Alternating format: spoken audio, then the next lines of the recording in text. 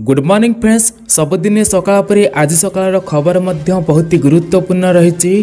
देश विदेश नहीं कि आपण जिलार समस्त गुरुत्वपूर्ण खबर भिडियो रही। तेणु समस्त को अनुरोध टिके समिति भिडियो को शेष पर्यंत देखिए, जहाद्वारा आपण जिला नहीं कि देश विदेश समस्त गुरुत्वपूर्ण खबर अपडेट पाइपर।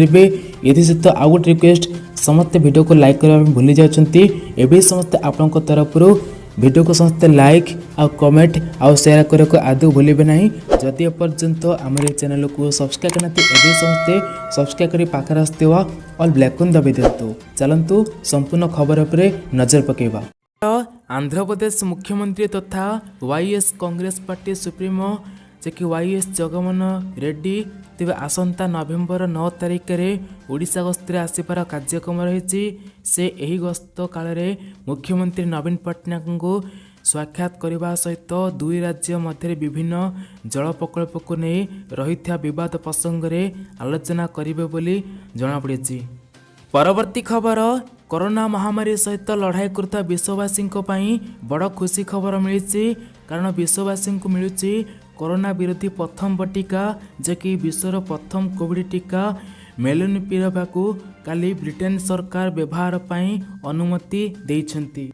परवर्ती खबर, एलएस रे चीन करुच्ची युद्ध प्रस्तुत 2030 सुधा तैयारी करदेव 1000 परमाणु बोमा। चीन आशा ठारू अधिक निज परमाणु अस्त्र भंडार को द्रुत गति बढ़ाई चलती। वर्षे पूर्व अमेरिकीय अधिकारी जो अनुमान थिला चीन ताहाठारू अनेक गुणा अधिक परमाणु अस्त्र को तीव्र करुच्ची। तेबे सूचना रही कि अमेरिकार सक्षम होगापाई चीन एवं एमती करुवा सूचना आसी। परवर्ती खबर, आमे केन्द्रर ना राज्यर दरमा बा पारिश्रमिक वृद्धि को नहीं एपरी प्रश्न करिसेंती कनिष्ठ शिक्षक। तेल दर बढ़ुची, परिवा दर आकाश छुआ हेले बढ़ुनी दरमा। अनेक अनुरोध कला पर भी पूर्ण होनी सामान्य काम को सामान्य दरमा दाबी। तेबे दीपावली रे कनिष्ठ शिक्षकों को मुख्यमंत्री नवीन पट्टनायक अणदेखा करथिबा अभियोग होइथिबा सूचना आछि। परवर्ती खबर, राज्य में 24 घंटा मध्य 447 जन कोरोना सुस्थ होइछंती। यह मिसाई राज्य में टोटाल सुस्थ संख्या पहुंचला 10,30,899 जन सुस्थ होइछंती। परवर्ती खबर, राज्य को खूब शीघ्र फेर शीत। आसंता 7 तारिख सारा राज्य में तापमात्रा ह्रास पाइबा सहित शीतर प्रकोप बढ़िबो। तेबे आसंता 3 दिन पर्यंत राज्य में तापमात्रा रे कौनसी परिवर्तन हेबो नाही।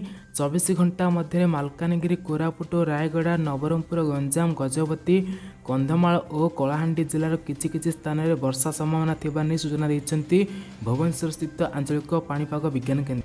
परवर्ती खबर, केंद्र सरकार को राउत टार्गेट तेल दाम 50 टंका करिवार अछि तो बीजेपी को आहुरी हराओ। पेट्रोल और डीजेल दर ह्रास करने केंद्र सरकार गतकाली उत्पादक शुल्क कम करथिले। उपनिर्वाचन रे माटी कामुड़िबा परे केंद्र मोदी सरकार एमिति पदक्षेप नेबाकू बाध्य होइछंती। एबे शिवसेना नेता संजय राउत केंद्र को टार्गेट करी से कहते उपनिर्वाचन हारिबा परे पेट्रोल दाम 5 टंका सस्ता करा जायछि। जदि तैल दर लिटर पिछा 50 टंकार देखा चाहते तेबे बीजेपी को संपूर्ण हराइबाकू पड़ियो बोली कहिसेंती। परवर्ती खबर, केंद्र सरकार पेट्रोल उपर 5 टंका और डीजेल उपर 10 टंका उत्पादक शुल्क ह्रास करने पर राज्य सरकार मध्य बड़ निष्पत्ति नहीं। राज्य सरकार भी पेट्रोल और डीजेल उपर 3 टंका लेखा ह्रास करछंती।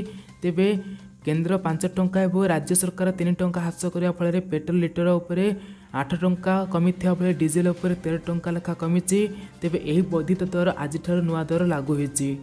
परवर्ती खबर, कालिया योजना रे एबे पुरी चाषी को कालिया टंका मिलला। 1,65,131 जन चाषी को कालिया टंका मिली, जैकि 33.03 कोटी टंका मिली।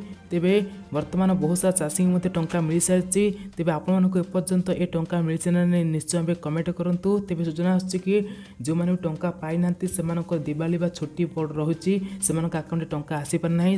जदि आसी ना से अकाउंट को दिने 2 दिन भितर से अकाउंट आसव टंका। जो मैंने रेगुलर किस्ती टंका पाँच से व्यस्त विहत होगा दरकार ना।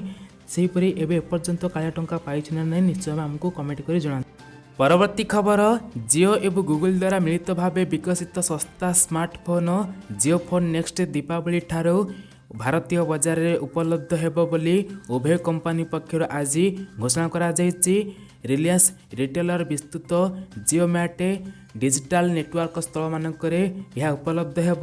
ତେବେ ଗ୍ରାହକମାନେ ଏହି ଫୋନ୍ ମାତ୍ର 1999 ଟଙ୍କା ପୈଠ କରି 18 କିମ୍ବା 24 ମାସର ହିସାବର କିସ୍ତିରେ ପାଇପାରିବେ। ପରବର୍ତ୍ତୀ ଖବର, ସମସ୍ତ ରାସନ କାର୍ଡଧାରୀଙ୍କ ପାଇଁ ବଡ଼ ଖବର, ଖୁସି ଖବର। ଏବେ ଖୁବ୍ ଶୀଘ୍ର ରାସନ କାର୍ଡଧାରୀମାନଙ୍କୁ ଖୁବ୍ ଶୀଘ୍ର ଆଉ 4 ମାସ ପର୍ଯ୍ୟନ୍ତ ରାସନ ସାମଗ୍ରୀ ମିଳିବା ନେଇ ମଧ୍ୟ ସୂଚନା ଆସୁଛି। ଯାହାକି ଏବେ ଯେଉଁ 4 ମାସ ପର୍ଯ୍ୟନ୍ତ ରାସନ ସାମଗ୍ରୀ ମିଳିବା ନେଇ ଘୋଷଣା କରାଯାଇଛି, ଯାହାକି ଉତ୍ତରପ୍ରଦେଶରେ ଘୋଷଣା କରାଯାଇଛି। ଉତ୍ତରପ୍ରଦେଶରେ ପ୍ରତ୍ୟେକଟି ରାସନ କାର୍ଡ ହିତାଧିକାରୀଙ୍କୁ ଏବେ ଆଉ 4 ମାସ ପର୍ଯ୍ୟନ୍ତ ମାନେ ହୋଲି ପର୍ଯ୍ୟନ୍ତ ରାସନ କାର୍ଡରେ ପୁଣି ସେମାନଙ୍କୁ ମାଗଣା ରାସନ ସହିତ ଡାଲି, ତେଲ, ଲୁଣ ସାଙ୍ଗକୁ ଚିନି ମଧ୍ୟ ଯୋଗାଇ ଦିଆଯିବ। ତେବେ ଏଥିସହିତ ସୂଚନା ଆସୁଛି କି ସାରା ଦେଶରେ ମଧ୍ୟ ପୁଣି ପ୍ରତ୍ୟେକଟି ରାସନ କାର୍ଡଧାରୀଙ୍କୁ ଗରିବ କଲ୍ୟାଣ ଯୋଜନାରେ ପୁଣି ଆହୁରି ଯାହାକି ଆଉ 4 ମାସ ପର୍ଯ୍ୟନ୍ତ ରାସନ ସାମଗ୍ରୀ ମିଳିବା ନେଇ କେନ୍ଦ୍ର ତରଫରୁ ସୂଚନା ଆସୁଛି। ଏପର୍ଯ୍ୟନ୍ତ ଫାଇନାଲ ହୋଇନାହିଁ, କିନ୍ତୁ ଏମିତି ହେବ ବୋଲି ସୂଚନା ଆସୁଛି। ପରବର୍ତ୍ତୀ ଖବର, ଭାରତର ସ୍ୱଦେଶୀ ଟିକା ଭ୍ୟାକ୍ସିନର ଉଭୟ ଡୋଜ୍ ନେଇଥିବା ବ୍ୟକ୍ତି ଏଣିକି ବିନା ଦ୍ୱନ୍ଦ୍ୱରେ ଆମେରିକା ଯାଇପାରିବେ। ଏନେ ଆମେରିକା ପ୍ରଶାସନ ସବୁଜ ସଂକେତ ଦେଇଛନ୍ତି।